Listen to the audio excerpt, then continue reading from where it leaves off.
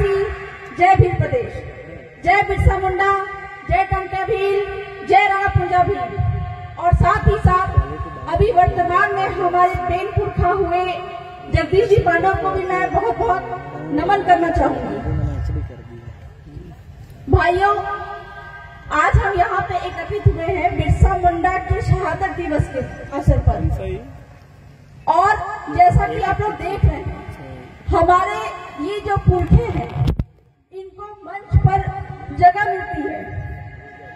तो ये मंच पे जो जगह मिलती है, ये मंच पे जो बोलने का अवसर हमको मिलता है, ये इतनी आसानी से नहीं मिलता है। जब जब किसी आदिवासी समुदाय ने आंदोलन किया है और आंदोलन के दौरान जो नेता उभर कर आए हैं, जिन्होंने निस्वार्थ भाव से अपने समुदाय की रक्षा की है, जान दिया है समुदाय को आगे बढ़ाने के लिए, उनके जल जंगल जमीन खनिज को बचाने के लिए, उनका नाम पूरे देश भर में, पूरे समुदाय में रोशन हुआ है। तो अगर आप लोग भी चाहते हैं कि बिरसा मुंडा और बाकी के जो भी हमारे समुदाय के जो पुरखे हैं, जिनको हम पूरे देश भर में याद करते हैं, तो उनके जो बलिदान है, बलिदान के कारण को याद करते हुए हर एक आदिवासी में बिरसा मुंडा को देखना चाहूंगी। जैसा कि आप सभी को पता है कि मैं झारखंड की बेटी हूं और झारखंड में वहां पे वर्ष 2016 से मैं समाज सेवा में आई। समाज सेवा में आने के दौरान मुझे वहां के जो मुंडा जनजातियों के बारे में मालूम चला कि वहां पे जो सरकारें हैं वो आदिवासियों की जमीनें ले रहे हैं, वहां पे 5वीं अनुसूची लागू है। हमारे समुदाय के जो भगवान बिरसा मुंडा, उन्होंने समुदाय के जल जंगल जमीन को बचाने के लिए मुगल, तुर्क, पुर्तगाल और जो भी बाहरी आक्रमणकारी आए, उनसे लड़ाइयां लड़ी और उनकी लड़ाइयों के फलस्वरूप हमारे जल जंगल जमीन सुरक्षित हुए। जैसा कि सबको पता ही है कि झारखंड सबसे ज्यादा आंदोलन का गढ़ रहा है, क्योंकि वहां पे अंग्रेजों का आक्रमण हुआ। कहीं ना कहीं अंग्रेज वहां पे आकर लोगों को गुलाम बना रहे थे। तरह तरह के कानून वहां पे लागू हुए और लागू नहीं होने के लिए ही, आदिवासियों पर लागू नहीं होने के लिए वहां पे तरह तरह के आंदोलन हुए। लेकिन भील प्रदेश को मैं वहां से बेहतर मानती हूँ, क्योंकि 1950 तक, यानी कि आजादी 1947 तक यहाँ पे मुगल अपना राज सही तरह से कायम नहीं कर पाए थे। तभी जाके जो ये जो 5वीं अनुसूची का कानून जो है हमारे क्षेत्र में 1874 ईस्वी से लागू हुआ था, क्योंकि वहां पे अंग्रेज घुस चुके थे। लेकिन यहाँ पे अंग्रेजों का कथित तौर पर आगमन या भील यहाँ पे उनको घुसने नहीं दिए थे। यही कारण है कि 1947 से यहाँ पे 5वीं अनुसूची लागू हुआ है। तो ये जो बात है 5वीं अनुसूची का लागू होना, ये एक तरह से अच्छा भी और खराब भी है। खैर, आगे बढ़ते हुए जैसा कि मुझे जानकारी हुई, बहुत सारे यहाँ पे जो क्षेत्र हैं जिनको 5वीं अनुसूची में नहीं डाला गया और बहुत सारे ऐसे क्षेत्र हैं जिनको 5वीं अनुसूची में डाला गया। तो मैं आगे जाकर जो आप लोगों को जानकारियां दूंगी कि 5वीं अनुसूची के होने से क्या क्या जल जंगल जमीन और खनिज का एकाधिकार यहाँ के स्थानीय आदिवासियों को हो जाता है, यहाँ के लोगों को हो जाता है। इससे सीख कर जहाँ जहाँ पे आपके क्षेत्र में 5वीं अनुसूची लागू नहीं है, वहाँ पे हम 5वीं अनुसूची को लागू करने का प्रयास करेंगे, लोगों को जागरूक करेंगे और हम उसकी डिमांड करेंगे। और डिमांड करने के साथ में ही हम उसको लागू भी करवाएंगे। अपनी बातों को आगे ले जाने के पहले मैं हमारे साथ में उपस्थित जितने भी हमारे जो प्रतिनिधि जन आए हैं, आदिवासी समाज के अगुआ आए हैं, हमारे दिनेश जी खानन साहब, डॉक्टर राम कुमार, मेरे पतिदेव हैं रसूल मसार, और आसपुर से आए हुए हमारे जो भाई हैं, उन सभी को मैं जोहार करना चाहूंगी। तो मैं ये जो बात बता रही हूँ कि आदिवासी समुदाय में ये मंच आसानी से नहीं मिलता है। यहाँ पे बैठे हुए जो हमारे प्रतिनिधि हैं, जन समुदाय के प्रतिनिधि हैं, इनको आसानी से मंच नहीं मिलता है। कहीं ना कहीं हमारे जो दिनेश जी खानन हैं, इन्होंने भी अपने समुदाय को उनके रीति रिवाज परंपरा को जागरूक करने की वजह से इनकी नौकरी पे एक बार खतरा भी आ गया था। आप सभी को कुछ लोगों को जानकारी है या नहीं है? अपने लोगों को बेनेश्वर धाम जो कि भीलों का है, उस पे अपने अस्तित्व को जाहिर करने की वजह से हमारे जो दादा हैं, इन पे FIR तक होने की संभावना थी। फिर हम हमारे समुदाय के लोगों के आक्रोशपूर्ण जरिए की वजह से, उनकी जागरूकता की वजह से वो चीज हो नहीं पाया। तो कभी भी आने वाले दिनों में देश भर के किसी भी आदिवासी समुदाय पर जल जंगल जमीन और उनके अस्तित्व पर खतरा होता है, तो आज के दिन से हम ये प्रण लेंगे कि हम उन हर एक आदिवासी समुदाय के लिए खड़े होंगे।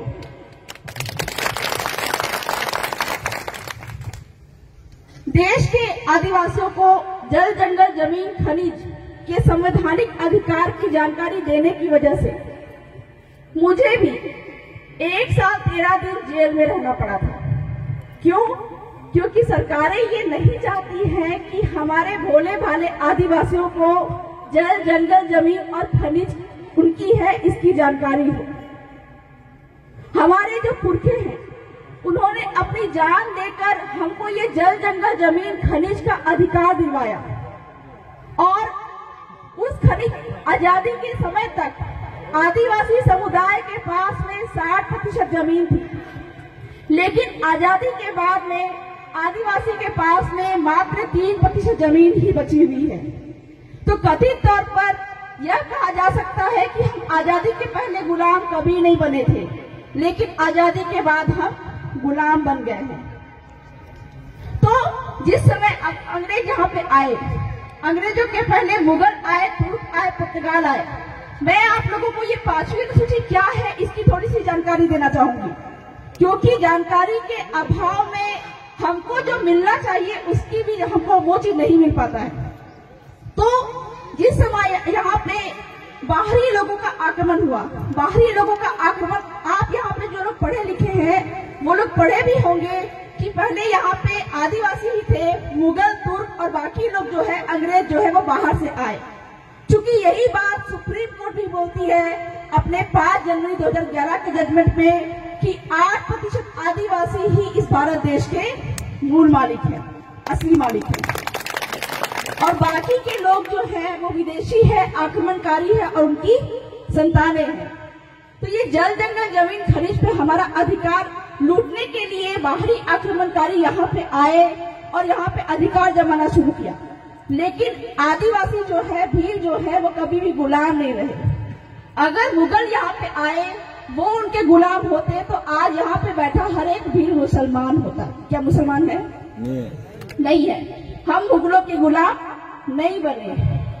अगर यहाँ पे अंग्रेजों ने अधिकार जमाया था तो हर एक आदिवासी यहाँ पे क्रिश्चियन होता। क्या यहाँ पे क्रिश्चियन है? नहीं है। और आजादी के बाद हमारा धर्मांतरण हो रहा है, यानी कि हम आजादी के बाद गुलाम होना शुरू हुए हैं। तो हमारे बाप दादाओं ने जब देखा कि मुगल आ रहे हैं, अंग्रेज आ रहे हैं, तब उन्होंने लड़ाइयां लड़ी। कहाँ पे? झारखंड में यह प्रचलित हुआ। वहां पे 1831 ईस्वी से पहला जो हुल हुआ था, कोल विद्रोह, उस समय पे क्या है, उनको मालूम चल गया कि अंग्रेज हम पे, कहा जाए कि हम पे शासन करना चाहते हैं, और हमारे समुदाय में हमारी जो पाल गमनती की व्यवस्था होती है उसके खिलाफ में उनको जाना उचित नहीं लगा। उन्होंने बोला कि हमारी अपनी स्वशासन व्यवस्था है, हमारी अपनी गांव व्यवस्था है, हमारी अपनी सरकार है, हम अंग्रेजों की सरकार हम नहीं मानेंगे, मुगलों की सरकार हम नहीं मानेंगे। तब जाके उन्होंने क्या किया, आंदोलन करना शुरू किया। और जिस समय पे बाकी समुदाय के लोग राजे रजवाड़े अंग्रेजों के गुलाम बन रहे थे, राजा रजवाड़े समझौता कर रहे थे, वहां पे आदिवासी, ना सिर्फ ये झारखंड की बात है, देश भर के सारे क्षेत्रों के आदिवासी अंग्रेजों से लड़ाई लड़ रहे थे। तब जाके अंग्रेजों ने क्या किया, रिसर्च करवाया कि ये कौन लोग हैं जो कि मर जाते हैं लेकिन अपने जल जंगल जमीन को हमको नहीं देते हैं। तब उनको मालूम चला कि ये लोग जो है वो यहाँ के असली मालिक हैं, जल जंगल जमीन के असली मालिक हैं, और जो हमारे आगे झुक जाते हैं वो बाहर से आए हुए लोग हैं। तब जाके उन्होंने कानून बनाया। क्या बनाया कि आदिवासियों पर हमारा अंग्रेजी कानून लागू नहीं होगा, और उस कानून को क्या बोला, शेड्यूल्ड डिस्ट्रिक्ट एक्ट। ये हमारे बाप दादाओं ने झारखंड में ये लड़ाई लड़के ली, अपने अधिकार में लिया कि अंग्रेजों का कोई भी कानून आदिवासियों पर लागू नहीं होगा। और इसके लिए उन्होंने क्या कहा कि ऐसा जन आंदोलन चलाया कि अनाज उगाने के समय में उन्होंने अनाज उगाना बंद कर दिया। क्यों? क्योंकि हम तो जंगल के रखवाले हैं, हम तो जंगल से कुछ भी लेकर खा लेंगे, हमको इतनी जानकारी है, सारे जड़ी बूटी की जानकारी है, क्योंकि हम यहाँ के वासी हैं। लेकिन जिस समय पे बाहरी लोगों को, विदेशी आक्रमणकारियों को खाने की जरूरत पड़ेगी, उस समय ये क्या खाएंगे? ये भूखे मरेंगे। और जिस समय पे अनाज काटने का समय आएगा, हम इन्हीं पूंजीपतियों और अंग्रेजों का गला काटेंगे।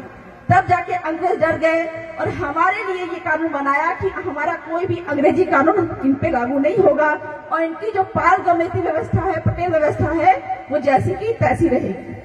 वही चीज चलते शेड्यूल डिस्ट्रिक्ट एक्ट के बाद में गवर्नमेंट ऑफ इंडिया एक्ट यानी कि उनका संविधान बना, उसमें भी यही चीज थी। और 1950 में जब आजादी के बाद भारत का संविधान बना, उस संविधान में इसी चीज को बोला गया, 5वीं अनुसूची और 6ठी अनुसूची, जो कि हमको मिला गया है। तो ये 5वीं अनुसूची हमको भीख में नहीं मिली है, ये जल जंगल जमीन का अधिकार हमको भीख में नहीं मिला है। हमारे बाप दादाओं ने लड़ाई लड़कर हमको ये चीज दिलवाया। और यदि कोई बोले कि आरक्षण हमको भीख में मिला है, ये भी बिल्कुल गलत बात है। ये आरक्षण हमको हमारी जमीन से मिला है।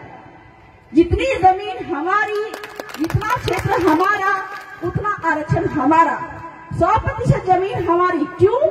क्योंकि सुप्रीम कोर्ट यहाँ पे बोल रहा है कि 5वीं अनुसूची क्षेत्र में गैर आदिवासियों की जमीन नहीं है, 1 इंच भी जमीन नहीं है। यानी कि यहाँ पे अगर आदिवासियों की जमीन अगर बिकेगी तो वो सिर्फ आदिवासियों को बिकेगी। गैर आदिवासियों की भी अगर यहाँ पे जमीन है, बाप दादाओं ने बसाया हो किसी गैर आदिवासियों को, गैर आदिवासियों की भी यहाँ पे जमीन है, वो भी अगर बिकेगी तो सिर्फ और सिर्फ आदिवासी को ही बिकेगी। क्यों? क्योंकि आदिवासियों की अपनी अलग रूढ़ी परंपरा रीति रिवाज है, उसको नुकसान नहीं पहुंचना चाहिए। तो सुप्रीम कोर्ट जब बोल रही है कि यहाँ पे आदिवासी की जमीन आदिवासी को बिकेगी, गैर आदिवासी की जमीन गैर आदिवासी को बिकेगी, पीएमबी रेड्डी जजमेंट, ठीक है, 1988 का जजमेंट है। एक और जजमेंट है समता जजमेंट 1996 का 7 का। उसमें क्या बोल रही है कि केंद्र सरकार और राज्य सरकार की भी आदिवासी क्षेत्र में, 5वीं क्षेत्र में 1 इंच जमीन नहीं है। तो जब किसी की जमीन यहाँ पे नहीं है तो सारी जमीन किसकी है? आदिवासियों की। जब सारी जमीन आदिवासियों की है तो 100% आरक्षण किसका होना चाहिए? आदिवासियों का होना चाहिए। तो फिर आपके विधानसभा में जो सांसद, विधानसभा लोकसभा में जो सांसद और विधायक जो बैठे हैं, वो किसका होना चाहिए?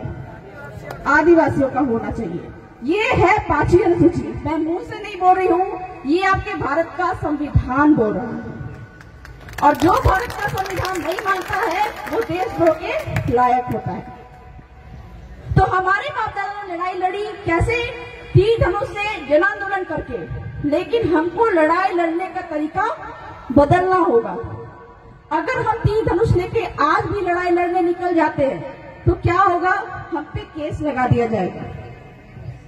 ये जो लोकतंत्र हमको क्या कहता है कि आप रैली, धरना, प्रदर्शन, यदि आप पे अत्याचार हो, कोई कानून आप पे लागू होने की आवश्यकता है, तो वहां पे आपको वो कानून पसंद नहीं है, आप आंदोलन करिए, लेकिन शांतिपूर्वक आंदोलन करिए।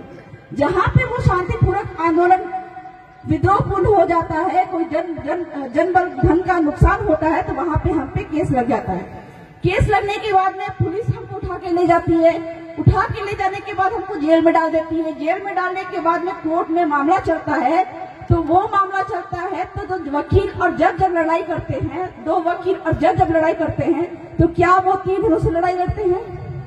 बिल्कुल नहीं, वो कागज कलम की लड़ाई लड़ते हैं। इसीलिए लड़ाई लड़ने का तरीका हमको बदलना होगा।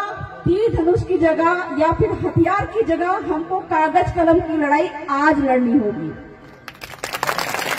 और जहां जहां पे भी ये कागज कलम की लड़ाइयां हमने लड़ी है, वहां पे रिजल्ट आया है, वहां पे परिणाम आया है। आदिवासियों का जल जंगल जमीन बचा है, सुरक्षित है। ये जल जंगल जमीन की लड़ाई तो बाद में बताऊंगी मैं, लेकिन सबसे पहले आपको ये समझना है कि ये जल जंगल जमीन हमारा कैसे है। हम बोलते तो हैं जल जंगल जमीन हमारा है। लेकिन कोई पूछ दे कि जल जंगल जमीन आदिवासियों का कैसे है, तो क्या आप बता पाएंगे? कोई बता पाएगा जल जंगल जमीन कैसे है? कोई नहीं बता पाएगा। जिस समय पे यहाँ पे कोई नहीं था, विदेशी नहीं थे, आक्रमणकारी नहीं थे, मुगल नहीं थे, अंग्रेज नहीं थे। अच्छा, एक बात यहाँ पे ये है कि आदिवासियों की जमीन तो यहाँ पे है, लेकिन गैर आदिवासी की जमीन यहाँ पे जो 1950 से यहाँ पे है, उस चीज की मान्यता संविधान देता है। इसका मतलब ये नहीं कि 100% यहाँ पे आदिवासी ही रह सकते, ऐसा भी नहीं है।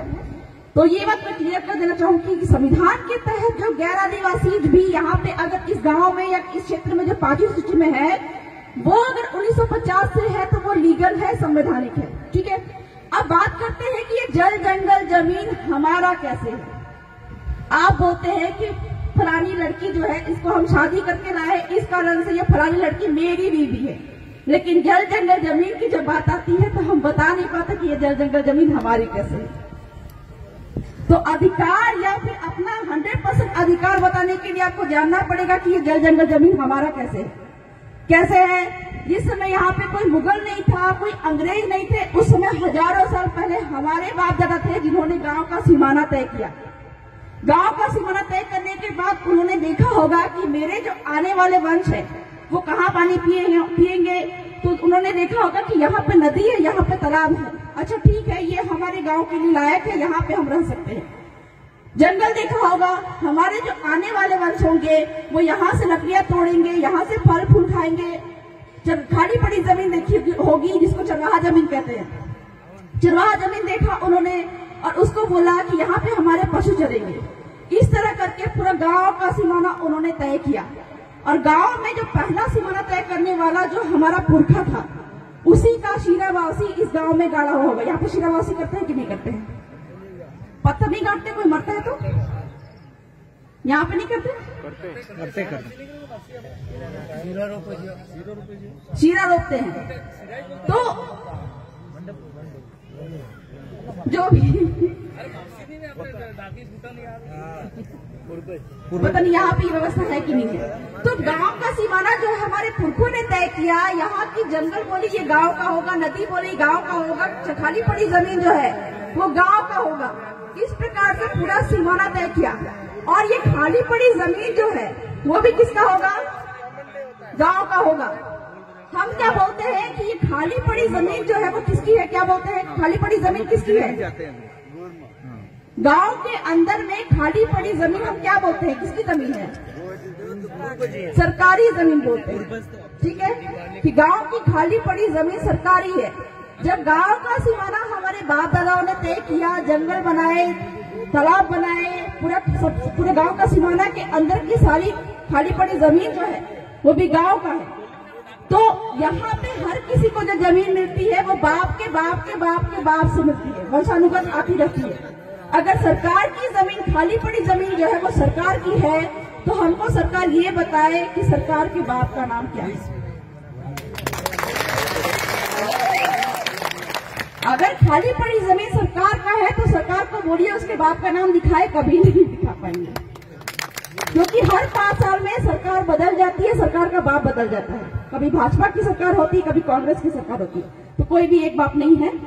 हमारे बाप का नाम हमको पता है क्योंकि हमको बाप के बाप के बाप के बाप से जमीन मिलती है। लड़कों को मिलती है, लड़कियों को नहीं मिलती। हमारे यहाँ पे लड़कियों को जमीन में हिस्सा नहीं देते हैं। क्यों नहीं देते हैं?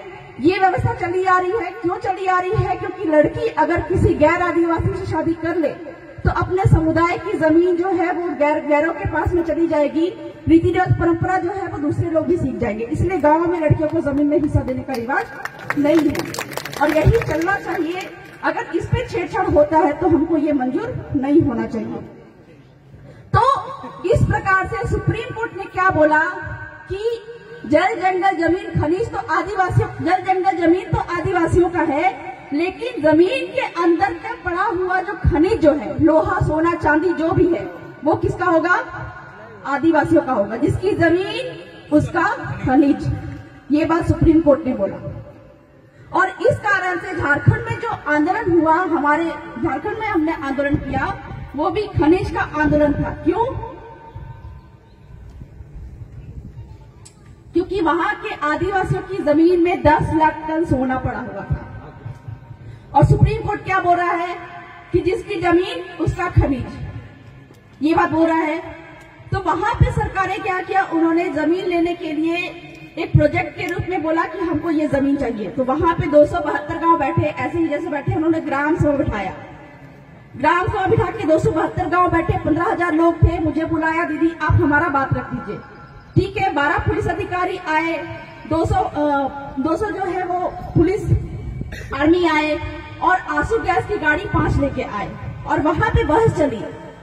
जितने भी आदिवासी, 15,000 आदिवासी वहां पे बैठे हुए थे, किसी एक के पास में भी हथियार नहीं थे, क्योंकि वो किसकी लड़ाई लड़ रहे थे, कागज कलम से लड़ाई लड़ रहे थे। तो उन्होंने कागज कलम से लड़ाई लड़ा, संविधान की बातें बताई कि सुप्रीम कोर्ट के फलाना जजमेंट के अनुसार ये हमारा है, जल हमारा है, जंगल हमारा है, जमीन हमारा है, ऊपर से खनिज भी हमारा है। तो हम अपनी जल जंगल जमीन आपको नहीं देंगे, हम किसी सरकार को अपनी जल जंगल जमीन नहीं देंगे। और इस प्रकार से कलेक्टर महोदय ने वहां पे बोला कि हम आपके निर्णय के खिलाफ नहीं जाएंगे। क्योंकि इस पे एक और जजमेंट आया है उड़ीसा में। वहां पे एक पहाड़ था, हम बोलते हैं ना पहाड़ भी सरकार का है, नहीं, अगर गांव के सीमाना के अंदर का जो पहाड़ है वो भी आदिवासियों का है, सामुदायिक हिस्सा है उसमें। तो सुप्रीम कोर्ट वहां पे क्या था, उड़ीसा में एक नियमगिरी पहाड़ी थी। पहाड़ी में बॉक्साइट था, खनिज था। आदिवासियों को उससे मतलब नहीं है। आदिवासियों के वो जो पहाड़ पे उनके देवता बसते थे, हर आदिवासी के भी देवता अक्सर पहाड़ में ही बैठते हैं, बहुत सारे आदिवासी के, तो पहाड़ में देवता थे। अब वहां पे कंपनी जो है वेदांता कंपनी, वो पहाड़ को लेना चाह रही थी, वहां पे खनन करना चाह रही थी। आदिवासियों को आपत्ति हुई, वो गए सुप्रीम कोर्ट।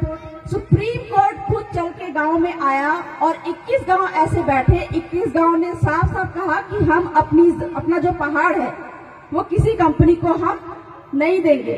तो सुप्रीम कोर्ट ने क्या बोला कि मैं ग्राम सभा के, आदिवासियों के ग्राम सभा के निर्णय के खिलाफ नहीं जाऊंगा। तब से ये जजमेंट आया, न लोकसभा न विधानसभा, सबसे ऊंची ग्राम सभा। मतलब कभी भी आदिवासियों के जल जंगल जमीन और खनिज पे हमला होता है, सरकारी चाहे कोई कंपनी के माध्यम से, तो वहां पे ऐसे आदिवासियों के जो पंच पटेल व्यवस्था है वो अगर निर्णय ले और निर्णय लिख के कलेक्टर महोदय को उसको सूचित करवाए और राष्ट्रपति राज्यपाल कलेक्टर को दे, तो वहां पे कलेक्टर महोदय भी बाध्य हो जाते हैं ग्राम सभा के निर्णय को मानने के लिए। ये है आदिवासियों की ताकत, और यही ताकत हमारे ये जो पुरखे हैं इन्होंने हमको दिलवाया है। करने को बहुत सारी बातें हैं, मैं बहुत सारी बातें बताना चाहूंगी, लेकिन चूंकि बाकी हमारे वक्ता भी हैं तो इनको भी मौका दिया जाए। और कभी इसी तरह का 5वीं अनुसूची या संविधान के बारे में कि आदिवासियों के पास क्या ताकत है, ये बताने के लिए मैं दोबारा फिर आऊंगी। लेकिन जाते जाते एक बात जरूर करना चाहूंगी, मैं अपने समुदाय की महिला, मैं आगे बढ़ी, चूंकि मेरे जो पति ने मुझे सपोर्ट किया, कहीं ना कहीं समुदाय के लोगों ने मुझे सपोर्ट किया। मैं आने वाले दिन में चाहूंगी कि यहाँ बैठी हमारी जो महिलाएं हैं उनमें से 3-4 लोग भी यहाँ पे मंच पे बोले, ये मैं उनके द्वारा देखना चाहूंगी। तो आप लोगों से ये सपोर्ट चाहूंगी कि उनको भी सपोर्ट करिए, हमारे महिलाओं को भी आगे लाइए ताकि वो भी हमारे समुदाय को जागृत कर सकें। तो बहुत ज्यादा समय नहीं लूंगी, कहने को बहुत सारी चीजें हैं, चूंकि वक्ता भी है तो मैं अपना समय दान करना चाहूंगी। सबको जोहार, जय जोहार, जय आदिवासी। जोरदार तालियां हो जाए।